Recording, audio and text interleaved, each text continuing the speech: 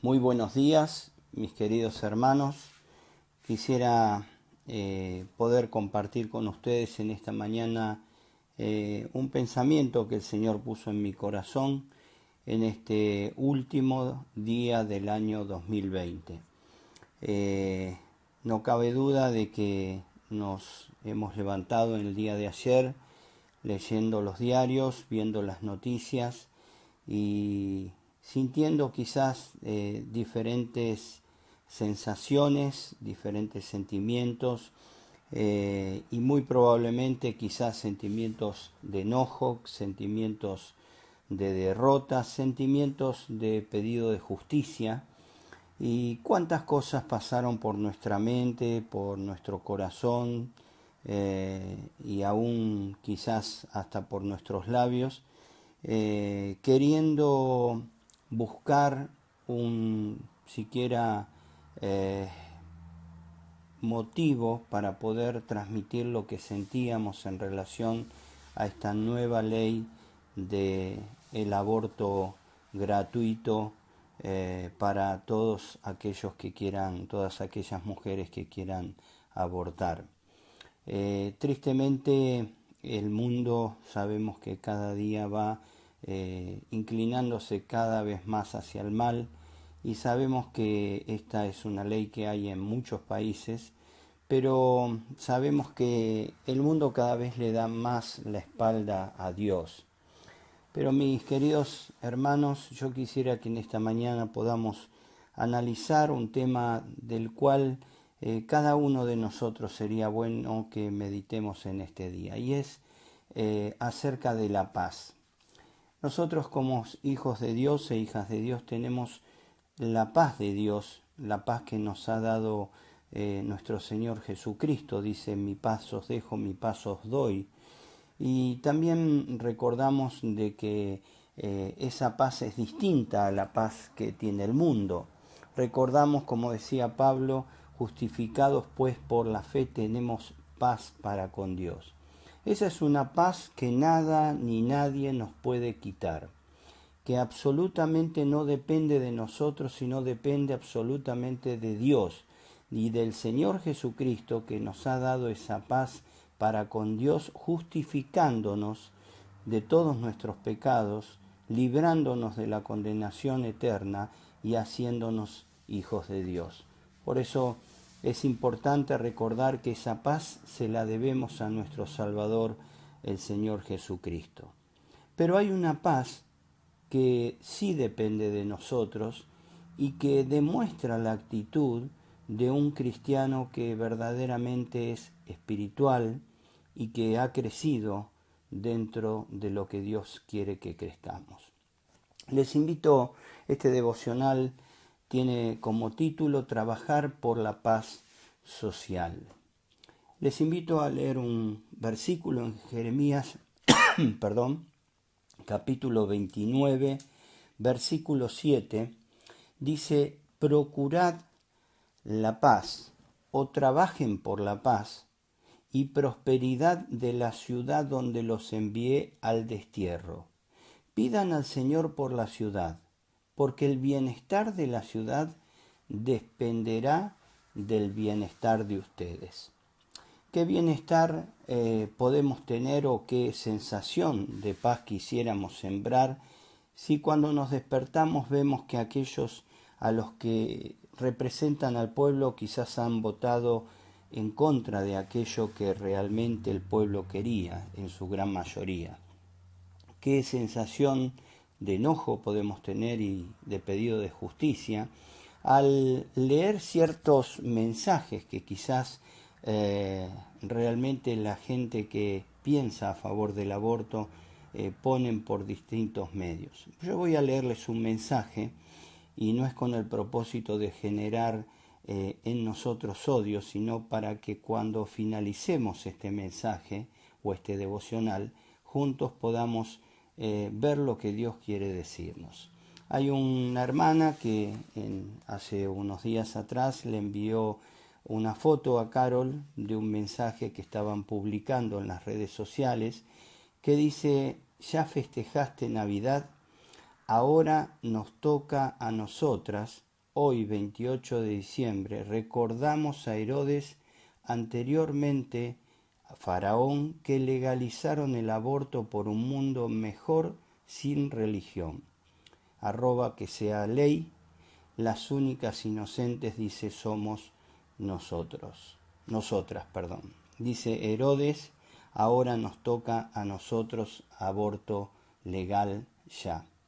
No cabe duda que cuando leemos estas cosas por dentro se produce una sensación de enojo y de pedido de justicia y aún de querer hacer justicia. Pero ¿saben qué? Quisiera que llevemos nuestro pensamiento en esta mañana a 4 pasajes de la palabra de Dios para que veamos 4 puntos en relación a nuestro trabajo por buscar la paz social. En primer lugar, la responsabilidad que tienen ellos delante de Dios. Hechos capítulo 3, versículo 13 al 15 dice, pues el Dios de Abraham, de Isaac y de Jacob, el Dios de todos nuestros antepasados, quien dio gloria a su siervo Jesús al hacer este milagro, es el mismo Jesús a quien ustedes rechazaron y entregaron a Pilato, a pesar de que Pilato había decidido ponerlo en libertad. Ustedes rechazaron a ese santo y justo y en su lugar exigieron que soltaran a un asesino. Ustedes mataron al autor de la vida, pero Dios lo levantó de los muertos, y nosotros somos testigos de ese hecho. Aquí estaba hablando el apóstol Pedro a los judíos que habían visto un gran milagro allí en las puertas del templo. Y les recuerda a ellos que habían sido los asesinos, aquellos que estaban escuchando en aquel lugar, habían sido los que gritaban que crucifiquen al Señor Jesucristo y que liberen a Barrabás. Sin embargo, aquel apóstol Pedro que un día tomó una espada para defender al Señor y cortarle la oreja a aquel soldado que quiso llevar al Señor, del cual el Señor curó su oreja y le dijo a Pedro que no debía ser con espada, este Pedro había crecido espiritualmente y ya no había tomado la espada de metal, sino la espada de la verdad, la palabra de Dios. La responsabilidad de esas personas no era quitada delante de Dios. Ellos eran responsables, como lo fue Herodes, como lo fue cada uno de aquellos reyes que maltrataron al pueblo de Israel y como lo fue cada uno de aquellos que en la historia tristemente hicieron mucho daño, aún matando niños. Pero a pesar de que la responsabilidad delante de Dios no es quitada en aquellos que toman estas decisiones, Pedro no tomó esa actitud de justicia, sino que tomó la actitud de decirles que se arrepientan y que puedan creer en el Dios vivo y verdadero que había enviado a su Hijo Jesucristo para salvarlos a ellos y por eso había muerto en la cruz. En segundo lugar, quisiera que prestemos atención de nuestra oración por ellos. ¿Cuánto nos cuesta orar por estas personas que escribieron el mensaje que acabo de leer hace minutos? ¿No es verdad que pasa por nosotros sensaciones muy encontradas? ¿No es verdad que nos produce mucho más enojo ahora este griterío y de alegría de poder haber conseguido una ley que tristemente terminará con la vida de muchos niños? Pero, mis queridos hermanos, debemos orar por ellos. Debemos orar por todas las personas, pero también debemos orar por nuestras autoridades. Y debemos orar mucho más que antes. Antes orábamos para que la ley no salga. Quizás ahora tenemos la sensación de que perdimos una batalla. No, mis queridos hermanos, Dios está en control y es mucho más poderoso que cualquier congreso, cualquier persona que quiera llevar adelante algo de lo cual Él no quiere. Dios tiene una voluntad permisiva. Obviamente que Dios no quiere que las personas mueran, como Dios no quiere que nadie proceda al arrepentimiento, pero tristemente Muchos no han procedido al arrepentimiento y tristemente muchos han muerto por causa de los asesinatos. Nuestra oración por ello, dice Pablo a Timoteo en 1 Timoteo capítulo 2, en primer lugar te ruego que ores por todos los seres humanos. Pídele a Dios que los ayude, intercede en su favor y da gracias por ellos. Ora de ese modo por los reyes y por todos los que están en autoridad, para que podamos tener una vida pacífica y tranquila, caracterizada por la devoción a Dios y la dignidad. Esto es bueno y le agrada a Dios nuestro Salvador, quien quiere que todos se salven y lleguen a conocer la verdad. Escuchaba la vez pasada el testimonio de una persona que era una activista a favor del aborto y luego conoció a Jesucristo como su Salvador. Y ella misma podía contar cómo, estando en aquel lugar, era parte de todo aquel complot para asesinar a aquellos indefensos. Pero un día tuvo un encuentro personal con el Salvador. ¿Cuántos habrán orado por ella? ¿Cuántos oraremos por los que hoy todavía no tienen luz? En tercer lugar, quisiera que veamos nuestra actitud hacia ellos. No es verdad que quisiéramos darles vuelta a la cara, quisiéramos quizás no tener ningún tipo de relación con estas personas. No es verdad que dentro nuestro quisiéramos, como en algún momento quizás le pasó al apóstol Juan, que descienda fuego del cielo y los fulmine.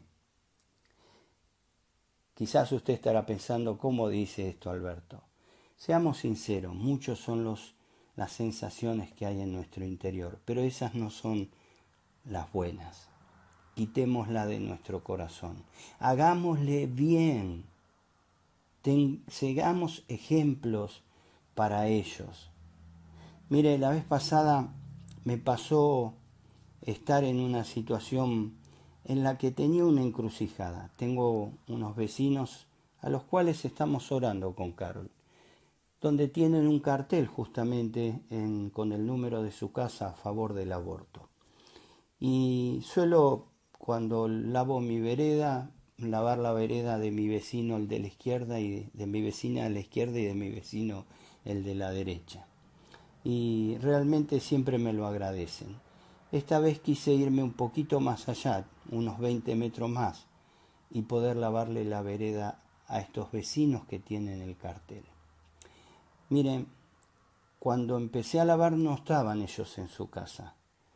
Yo pensé que no volvían, pero cuando volvieron me encontraron justo porque se habían olvidado algo, porque se iban a un viaje hasta Winkle, y cuando llegaron no paraban de agradecerme, y la esposa me dice, la verdad, nunca jamás nadie hizo algo como esto por nosotros.